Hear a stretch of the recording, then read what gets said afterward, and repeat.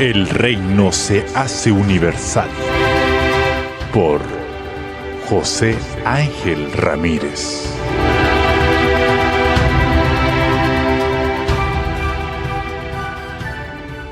Hermano, hablamos de nuestras Biblias. Mateo capítulo 8, verso 5 al verso 13. Leo para ustedes la santa palabra de nuestro Señor. Entrando Jesús en Capernaum, vino a él un centurión, rogándole y diciendo: Señor, mi criado está postrado en casa, paralítico, gravemente atormentado. Y Jesús le dijo: yo iré y le sanaré. Respondió el centurión y dijo: Señor, no soy digno de que entres bajo mi techo. Solamente di la palabra y mi criado sanará. Porque yo también soy hombre bajo autoridad y tengo bajo mis órdenes soldados. Y digo a este: ve y va. Y al otro: ven y viene. Y a mi siervo: haz esto, y lo hace. Al oírlo Jesús se maravilló y dijo a los que le seguían: de cierto os digo que ni aún en Israel he hallado tanta fe. Y os digo que vendrán muchos del oriente y del occidente y se sentarán con Abraham, e Isaac y Jacob en el reino de los cielos. Mas los hijos del reino serán echados a las tinieblas de afuera. Allí será el lloro y el crujir de dientes. Entonces Jesús dijo al centurión: ve, y como creíste te sea hecho. Y su criado fue sano en aquella misma hora. Hermanos, hemos estado estudiando esta serie llamada o titulada El reino se hace universal. Y esta es la quinta predicación de esta serie. Hemos dicho y hemos comprobado que la tesis de Mateo es mostrar cómo Cristo es el rey del mundo. El rey que el pueblo está esperando, pero el rey que viene a extender sus dominios a nivel mundial. Ahora, vamos a retomar una idea que vimos en el capítulo 2 y que la dejamos en pausa. En el capítulo 2 vimos la idea del recibimiento al rey. Vinieron los gentiles desde muy lejos a adorarle y a traerle presente, a traerle oro, reconociendo que era un rey. Pero los israelitas que estaban ahí presentes no le recibieron con el mismo afecto. De hecho, ninguno fue a recibirle. Se turbaron por su nacimiento junto a Herodes, como nos dice el mismo pasaje. Mientras los israelitas no reconocían, estando allí como sus vecinos, como el vecino del rey, estando ahí como su vecino, no reconocían su nacimiento, los gentiles vinieron desde muy lejos a adorarle. Entonces aquí vemos un contraste con respecto al nacimiento del rey. Pero ahora vamos a ver un segundo contraste que nos presenta Mateo. Y ese contraste es el recibimiento, o más bien la reacción hacia la autoridad del rey. ¿Cómo va a reaccionar el pueblo hacia la autoridad del rey? ¿Cómo van a reaccionar los gentiles y cómo van a reaccionar los judíos? Y es lo que veremos en esta porción. Pero antes debemos dejar claro que nuestro pasaje está después del Sermón del Monte. El Sermón del Monte es conocido como el Sermón del Rey, como su programa de gobierno. Mateo nos presenta una estructura de esta manera. El rey ha llegado. El rey trae su ley.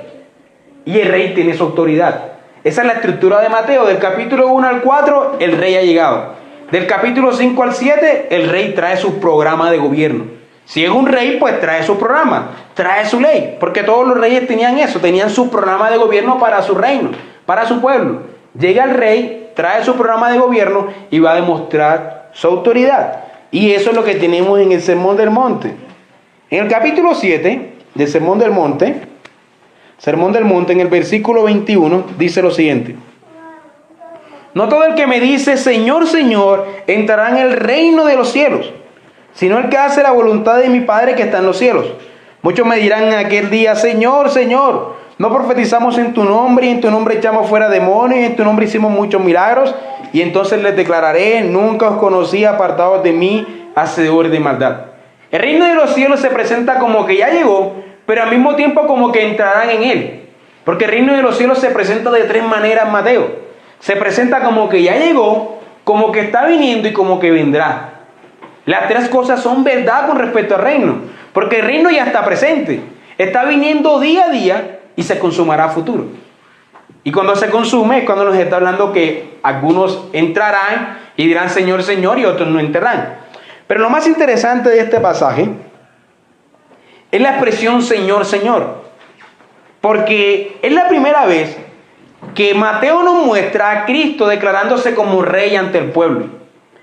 Sí, se nos ha dicho que Cristo es Señor, pero ha sido en la narración de Mateo. Y Cristo se declara como Señor ante Satanás, cuando Satanás viene a tentarle. Pero nunca, hasta el momento, en la narración de Mateo, Cristo no se había declarado como Señor ante su audiencia. Este es uno de los pasajes más mal enfocados en nuestros días. Porque cuando una persona predica este pasaje, se enfoca en los falsos profetas que van a ser juzgados. Uy, qué temor, qué duro. Dios los va a juzgar. Pero la audiencia que estaba escuchando esto no enfocó la declaración de Cristo en cuanto a los falsos profetas. El enfoque de ellos no fue hacia allá, sino fue ante aquel que estaba diciendo que era rey y aquel que estaba diciendo que era juez. Cristo estaba diciendo, mira, en aquel día yo les voy a juzgar. Y algunos me dirán, rey, rey, y les diré, no los conocí. Es decir, él se está colocando como el juez del último día. Eso debía ser un impacto para su audiencia. ¿Quién es este que se está declarando como rey, como juez de los hombres? Ahí ninguno pensó en los falsos profetas, sino pensó en aquel que decía que los juzgaría. Y ese fue su enfoque. Aquí se declara a Cristo como rey, como Señor y como juez del hombre. Pero inmediatamente termina el sermón del monte con la siguiente declaración, versículo 28. Y cuando terminó Jesús estas palabras, la gente se admiraba de su doctrina, de su enseñanza, porque les enseñaba como quien tiene autoridad y no como los escribas. Cristo enseñaba con autoridad. Era el rey que traía su sistema de gobierno, su programa de gobierno con autoridad. E inmediatamente Mateo nos va a demostrar la autoridad. Es decir, Mateo nos va a demostrar que Cristo no es un rey de labios, que Cristo no es un rey solamente de sistema de gobierno, sino que Cristo realmente posee la autoridad. Él posee la autoridad con su boca y también la posee con sus actos, con sus hechos. Él posee la autoridad sobre el mundo, no solamente para juzgar a los hombres, sino también sobre la creación, sobre todas las cosas. Entonces Mateo nos va a demostrar la autoridad de este rey inmediatamente. Y eso es lo que ocurre a continuación.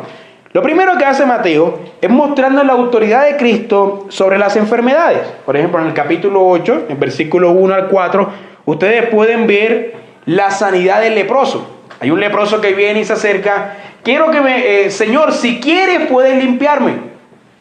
El leproso no dice si puedes, porque el leproso no pone en duda la autoridad de Cristo sobre las enfermedades, sino que dice si quieres. Es decir, depende de tu deseo y no de tu autoridad. En el capítulo 8, en el versículo 14 y 15, vemos cómo Cristo sana a la suegra de Pedro. La suegra de Pedro está postrada en cama con fiebre y Cristo llega y dice, vete, se sana. Y la fiebre inmediatamente, al instante, en una declaración de autoridad, le dejó. Cristo tiene autoridad sobre las enfermedades. Y en el capítulo 9, versículo 18 al 20, versículo 20 al 22, se nos narra la historia de una mujer que tenía un flujo de sangre. Y ella se acercó a Cristo y dice, si tan solo tocar el borde de su manto seré sana. Una declaración de autoridad. Ella reconoce que tan solo con tocarlo, él ni siquiera tiene que darse cuenta. Él ni siquiera tiene que decir una palabra. Si ella lo toca, ella será sana. Ella reconocía la autoridad en él para sanar. Cristo posee la autoridad sobre las enfermedades. Pero Cristo también posee la autoridad sobre las discapacidades. En este pasaje que vimos, que leímos del centurión romano, vemos que el centurión tiene a su criado paralítico postrado en casa. Y Cristo dice, en aquella misma hora dio la palabra y en aquella misma hora se sanó su criado, el paralítico. En la misma hora en que Cristo dio la palabra. Cristo posee la autoridad sobre las discapacidades. En el capítulo 9, versículo 27, del versículo 27 al 31, se nos narra la historia de dos ciegos. Dos ciegos que van caminando y dicen, Hijo de David, ten misericordia de nosotros. E inmediatamente Cristo tomó, les dijo, ¿creen que yo puedo hacerlo? Y ellos dijeron, sí creemos. Y Cristo los sanó. Les quitó la ceguera y podían ver. Pero es interesante que los judíos no estaban reconociendo a Cristo como el Hijo de David, pero los ciegos sí. Es decir, Mateo nos quiere mostrar que los judíos están más ciegos que los ciegos. Los ciegos reconocen que Él es el Rey esperado, pero los judíos no lo hacen. Y en el capítulo 9, versículo 32, se nos muestra la historia de un mudo que estaba endemoniado. Y vino y Cristo tomó y lo sanó, y el mudo hablaba, oía y hablaba. Entonces Cristo posee la autoridad sobre las discapacidades. Pero Cristo también posee la autoridad sobre la naturaleza. En el capítulo 8, versículo 23 al 27, Cristo se queda dormido en una barca y comienza una tempestad. Y sus discípulos están faltos de fe, y Cristo los exhorta y le dice: hombres de poca fe. Y Cristo habla al mar y al viento y se hizo bonanza. Todo se calmó. Y los discípulos dijeron: ¿qué hombre es este, que aún los vientos y el mar le obedecen? Es decir, Cristo posee la autoridad sobre la naturaleza, sobre la tempestad que la naturaleza produce. La naturaleza a veces está irada sobre el hombre. Pero Cristo también posee autoridad sobre los demonios. En el capítulo 8, versículo 28, se nos narra la historia de un endemoniado, el endemoniado gadareno, que tenía mucho poder. Nadie podía dominarlo. Pero cuando vio al Hijo de Dios venir, dijo: ¿qué tienes contra nosotros, Jesús de Nazaret, Hijo de Dios? ¿Has venido a atormentarnos antes de tiempo? Ellos reconocen que Él posee la autoridad para atormentarlos, sino que estaban diciendo: antes de tiempo no era su tiempo, pero Él los va a hacer. Él posee la autoridad sobre los demonios. Y en el versículo 18, versículo 16 del mismo capítulo 8, se nos dice que cuando llegó la noche le trajeron a Él muchos endemoniados, y con la palabra echó fuera a los demonios. Cristo tiene la autoridad sobre las enfermedades, sobre las discapacidades, sobre la naturaleza y sobre los demonios. Pero hay más. Cristo tiene la autoridad sobre los pecados. En el capítulo 9, en el versículo 1, todo esto es una misma sección, capítulo 8 y 9, que nos está mostrando la autoridad de Cristo sobre todas las cosas. En el capítulo 9 vienen unos hombres a traer un paralítico. Y Cristo dice: vete, tus pecados te han sido perdonados. Y los fariseos dijeron: esta es blasfema. ¿Cómo así que puede perdonar pecados? Y Cristo dice: para que vean que el Hijo del Hombre tiene autoridad para perdonar pecados, toma tu camilla, levántate y anda. Porque ¿qué es más fácil? ¿Decir a un hombre tus pecados son perdonados o sanarlo? Y se quedaron en silencio. Pero Cristo podía hacer las dos cosas. Lo sanó, le quitó la parálisis, pero al mismo tiempo Cristo le perdonó sus pecados y tenía autoridad para perdonar pecados. Y por último, Cristo tenía autoridad sobre la muerte. En el mismo capítulo 9, versículo 18 al 26, se nos muestra la historia de un principal que vino hacia Él y le dijo: ven, que mi hija está muerta. Y Cristo fue a su casa y Cristo dijo: no, ella está durmiendo. Estaba muerta, pero para Cristo estaba durmiendo. Y cuando Cristo dice el pasaje, que se burlaban de Él, que los judíos se burlaban de Él, y Cristo los mandó a salir y la resucitó o la revivió. Cristo posee la autoridad sobre la muerte. Es decir, Cristo posee la autoridad sobre todas aquellas cosas que Adán introdujo en la creación. Adán introdujo la muerte, introdujo los pecados, introdujo las enfermedades, introdujo las discapacidades, introdujo los demonios e introdujo incluso la ira de la naturaleza sobre el hombre, los terremotos, todo lo que ocurre, la tempestad, todo lo que la naturaleza violentamente efectúa contra el hombre, claro, por soberanía de Dios, todo esto lo introduce Adán. Pero Cristo tiene la autoridad sobre eso y lo va expulsando.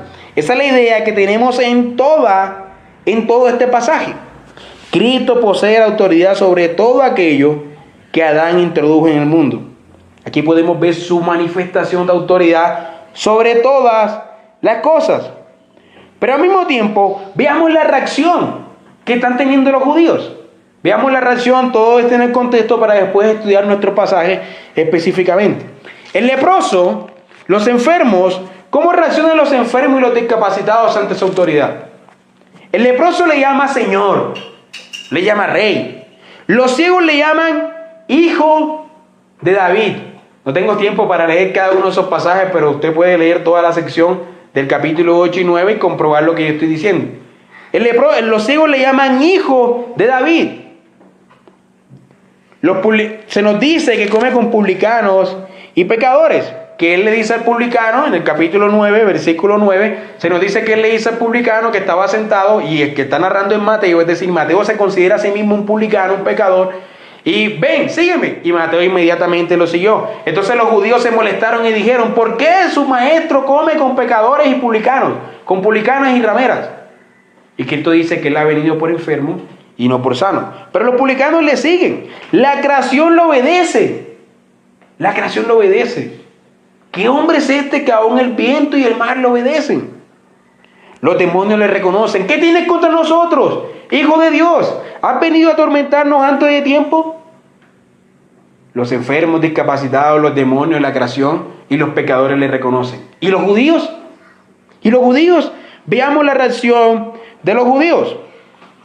En el versículo 34 del capítulo 8 se nos dice que toda la ciudad salió al encuentro de Jesús y cuando le vieron, les rogaron que se fuera de sus contornos. ¡Vete! Mientras los gentiles venían de lejos, los judíos les decían en sus ciudades: ¡vete! ¡Aléjate de nuestros contornos! En el capítulo 9, versículo 3, dicen los judíos: entonces algunos de los escribas decían dentro de sí: este blasfema. Le llamaban blasfemo. Capítulo 9, versículo 11 y 13. Los judíos le cuestionaban porque comía con pecadores. En el versículo 14, los discípulos de Juan vienen y se acercan y le cuestionaban ¿por qué tus discípulos no ayunan? Vienen y le cuestionan. En el capítulo 9, versículo 24, cuando Cristo fue a resucitar a la hija del principal, se nos dice que se burlaban de él. Y en el capítulo 9, versículo 33 y 34, miren lo que dice. Si pueden acompañarme a este pasaje, sería muy bueno. Capítulo 9, versículo 33. Y echado fuera el demonio, el mudo habló, y la gente se maravillaba. Y la gente decía: nunca hemos visto cosa semejante en Israel. Pero los fariseos decían: por el príncipe de los demonios, echa fuera los demonios. Y aquí vamos a ver la diferencia bien marcada, hermanos. Los ciegos veían y le llamaban hijos de Dios. Los demonios le reconocían. Los publicanos y pecadores también, la creación también.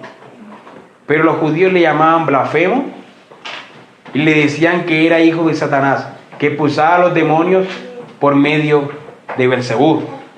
Pero el contraste más marcado es el que nos sitúa en el pasaje principal del capítulo 8, versículo 5. Y vamos nuevamente a nuestro pasaje.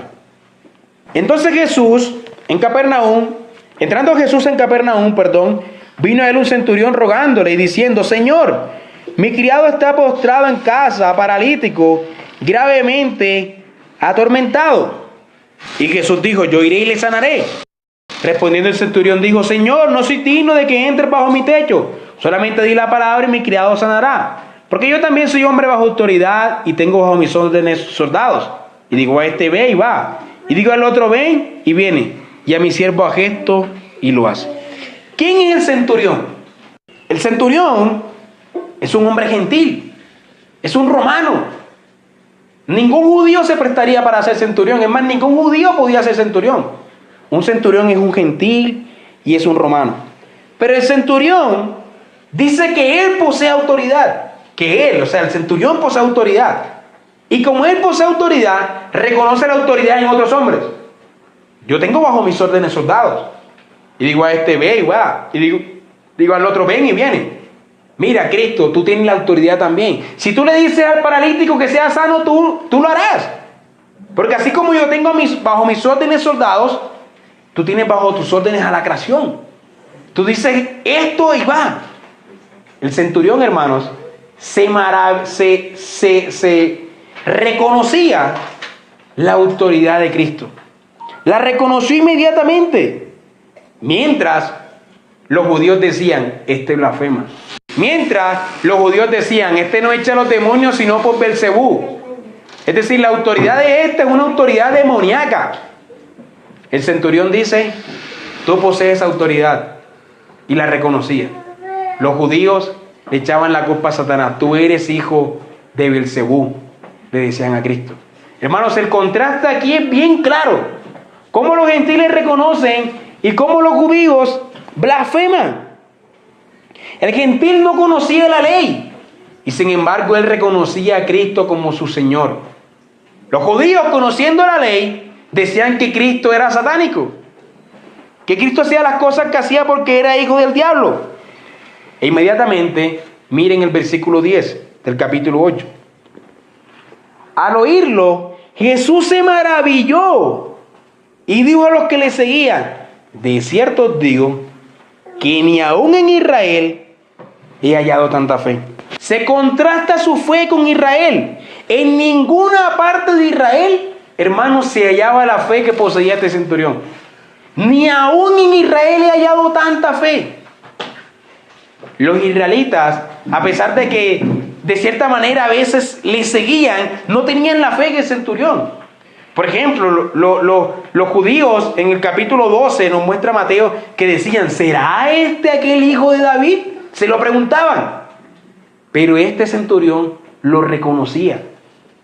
En Israel no había la fe que había en este gentil. Cristo viene a resucitar a la hija del principal y se burlaban de él. No tenían la fe del gentil. El centurión, en cambio, ni le cuestionaba.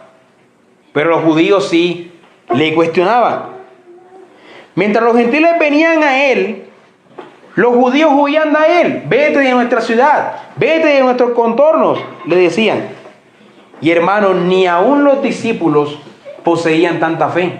Miren el capítulo 8, versículo 26. Él les dijo: ¿por qué teméis, hombres de poca fe? Los mismos discípulos eran incrédulos. Hermano, Mateo se encarga de mostrarnos cómo los mismos discípulos, es increíble cómo Cristo los escogió a ellos, porque capítulo tras capítulo dudaban de la autoridad de Cristo. Eran hombres incrédulos. Cristo multiplica el pan y al día siguiente Cristo le dice: ¿qué tienen que comer? Y los discípulos le dicen: no tenemos nada. Y Cristo le dice: pero hombres necios, ¿hasta cuándo estaré con ustedes? ¿No vieron que ayer multipliqué el pan? ¿No lo puedo hacer nuevamente? Hermano, ni aún los discípulos poseían la fe que tenía este gentil.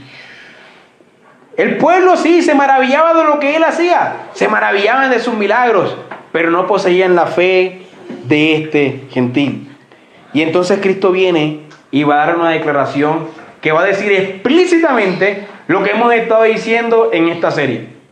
Cristo dice lo siguiente: y os digo que vendrán muchos del oriente y del occidente y se sentarán con Abraham e Isaac y Jacob en el reino de los cielos. Mas los hijos del reino serán echados a las tinieblas de afuera. Allí será el lloro y el crujir de dientes. Hermanos, Cristo está declarando aquí la bendición del pacto a todas las naciones. Cristo está declarando que su reino se está haciendo universal y que se va a hacer universal y que ya se hizo universal en nuestros días. Esto debía molestar a la audiencia judía. Cristo está diciendo que los gentiles iban a gozar de las bendiciones del pacto y que ellos no. ¿Qué significa este comer a la mesa? Este comer a la mesa significa que los gentiles estaban invitados al pacto, al banquete, a sentarse en la mesa del pacto. Y eso es lo que hacemos nosotros, estamos invitados a esta mesa, hermano. Nosotros hacemos parte de la mesa. Cristo nos ha abierto las puertas para sentarnos a la mesa. Y por eso dice, hijo de Abraham. Por eso dice que nos sentaremos con Abraham, Isaac y Jacob. Eso significa, hermanos, en palabras sencillas, Mateo está acudiendo al pacto, Cristo está acudiendo al pacto. Está diciendo que los gentiles haremos parte del pacto. Porque cuando estos tres nombres se usaban juntos, era para hacer referencia al pacto. Los judíos reconocían el pacto, Abraham, Isaac y Jacob. A ellos se les hicieron las promesas. Y se nos está diciendo que los gentiles gozaremos de esa promesa, que los gentiles haremos parte de ese pacto. El pacto hecho a Abraham, Isaac y Jacob, y que nos sentaremos a esa mesa en el reino de los cielos. Eso no significa que un día en el reino de los cielos va a haber un banquete, aunque yo no estoy seguro de eso. Es posible que sí. Pero aquí nos está diciendo que en un futuro los gentiles se sentarán en un banquete y todos los cristianos estarán sentados en ese banquete y comerán, etc. No está diciendo eso. Lo que está diciendo es que nosotros somos invitados a la mesa. Hoy somos invitados a la mesa. Hoy comemos del pan, del vino. Estamos siendo invitados a la mesa. Y nos estamos sentando en el reino de los cielos. Y este es un reino no que está en los cielos, sino que es un reino que está viniendo al mundo y proviene de los cielos. Nos sentaremos a comer en el pacto, en el reino que está viniendo de los cielos. Eso es lo que está diciendo. Mientras se nos dice que los hijos del reino recibirían juicio. No recibirían el reino, sino que recibirían juicio. Mientras que los gentiles comerían en la mesa de Abraham, Isaac y Jacob, es decir, pertenecerían al reino y al pacto, los líderes judíos serían echados a las tinieblas de afuera. Hermanos, esto es una declaración contundente y que ciertamente debía fastidiar a los líderes judíos. Debía fastidiarles que Cristo dijera que los gentiles gozarían de las bendiciones del pacto y que los judíos serían echados fuera. Y se nos dice que vendrán del oriente y del occidente, es decir, de todos los rincones, de todas las costas, como leímos en el Salmo, de todas las costas a sentarse en la mesa del pacto. Y es bien interesante porque en el capítulo 2 nos habla de que venían del oriente. Pero ahora nos está diciendo que los hombres no vienen a adorar a Cristo y a gozar de sus bendiciones solamente del oriente, sino también del occidente. De todos los rincones de la tierra vienen a adorar a Cristo. De todas las naciones de la tierra, todas harán parte de su reino. El reino, hermanos, se hace universal y se extiende a los gentiles. Porque los gentiles están reconociendo su autoridad. Y hay más fe en los gentiles que en los judíos. Ni aún en Israel he hallado tanta fe. Los gentiles reconocen su autoridad. La estaban reconociendo. Pero los judíos, hermanos, no la estaban reconociendo. No estaban reconociendo a este rey. El liderazgo de Israel llevó a toda la nación a apostatar. Porque habían algunos del pueblo que estaban tratando de reconocer a este rey. Pero el liderazgo de Israel, nos dice el capítulo 27 de Mateo, que incitaban al pueblo. Vamos al capítulo 27. Capítulo 27, versículo 20.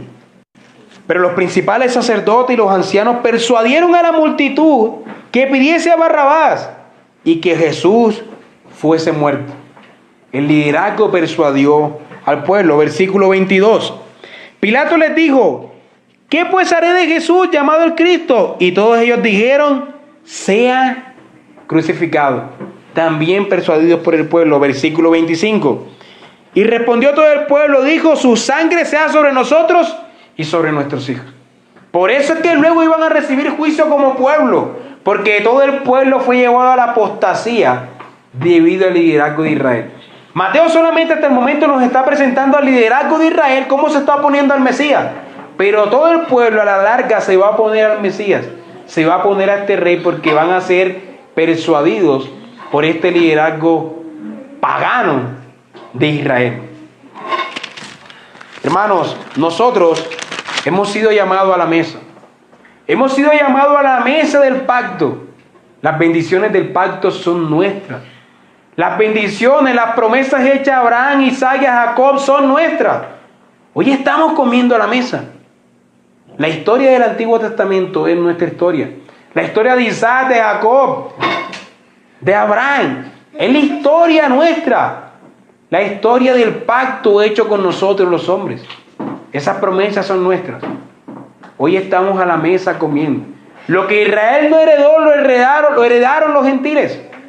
Comamos de esta mesa. Comamos de su sangre, de su pan, de su cuerpo, de su vino.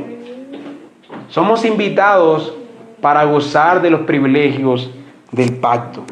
Gloria a este rey que ha extendido sus dominios para que nosotros hagamos parte de sus dominios, para que nosotros hagamos parte de su reino y hoy gocemos de estas bendiciones que hoy estamos gozando y que seguiremos gozando y que nuestros hijos también gozan como miembros de este reino y de este pacto en el cual nos sentamos a la mesa.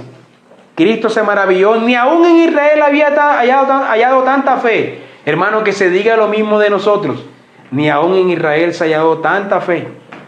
Que se diga lo mismo de nosotros, porque creemos que este rey está estableciendo su reino y que sus dominios los está extendiendo y que posee autoridad sobre el mundo. Es una blasfemia darle la autoridad a los hombres y no a Cristo. Es una blasfemia creer que Cristo posee más autoridad que los hombres. que los hombres poseen más autoridad que Cristo. Lo que dije sí era blasfemia. Es una blasfemia creer que los hombres poseen más autoridad que Cristo. Estaba hablando con alguien y me decía, hermano, usted tiene demasiada fe. Y dije, hermano, yo tengo la fe en la persona correcta. Quien tiene demasiada fe en el hombre eres tú, que cree que Cristo no puede llevar sus planes a cabo. Los hombres creen que Cristo no puede extender sus dominios porque el hombre no se lo impide. Hermano, eso es tener mucha fe en el hombre. Creer que Cristo no puede extender sus dominios y establecer su reino en la tierra día a día y que todos los hombres se sometan a Él, es creer que el hombre todopoderoso, entre comillas, puede detener los planes de Cristo. Es decir, tienen la fe puesta en el hombre. Demasiada fe en el hombre. Pero yo tengo la fe puesta en Cristo. Sé que Cristo extiende sus dominios y está sometiendo a todos sus enemigos bajo sus pies. Esa es la fe en la persona correcta y no en la persona incorrecta. Hay que tener demasiada fe en el hombre para creer que Cristo no va a llevar sus planes a cabo. Para creer que el hombre puede impedir que Cristo domine sobre el mundo. Vamos a terminar leyendo el Salmo 96. Salmo 96. Dice la santa palabra del Señor. Con este salmo me despido adorando a este Rey. Cantad a Jehová cántico nuevo. Cantad a Jehová toda la tierra. Cantad a Jehová. Bendecid su nombre. Anunciad de día en día su salvación. Proclamad entre las naciones su gloria. En todos los pueblos sus maravillas. Porque grande es Jehová y digno de suprema alabanza. Temible sobre todos los dioses. Porque todos los dioses de los pueblos son ídolos. Pero Jehová hizo los cielos. Alabanza y magnificencia delante de él. Poder y gloria en su santuario. Tributad a Jehová, oh familias de los pueblos. Dad a Jehová la gloria y el poder. Dad a Jehová la honra debida a su nombre. Traed ofrendas y venid a sus atrios. Adorad a Jehová en la hermosura de la santidad. Temed delante de él toda la tierra. Decid entre las naciones, Jehová reina. También afirmó el mundo, no será conmovido. Juzgará a los pueblos en justicia. Alégrense los cielos y gócese la tierra. Brame el mar y su plenitud. Regocíjese el campo y todo lo que en él está. Entonces todos los árboles del bosque rebosarán de contento delante de Jehová que vino. Porque vino a juzgar la tierra. Juzgará al mundo con justicia y a los pueblos con su verdad. Amén.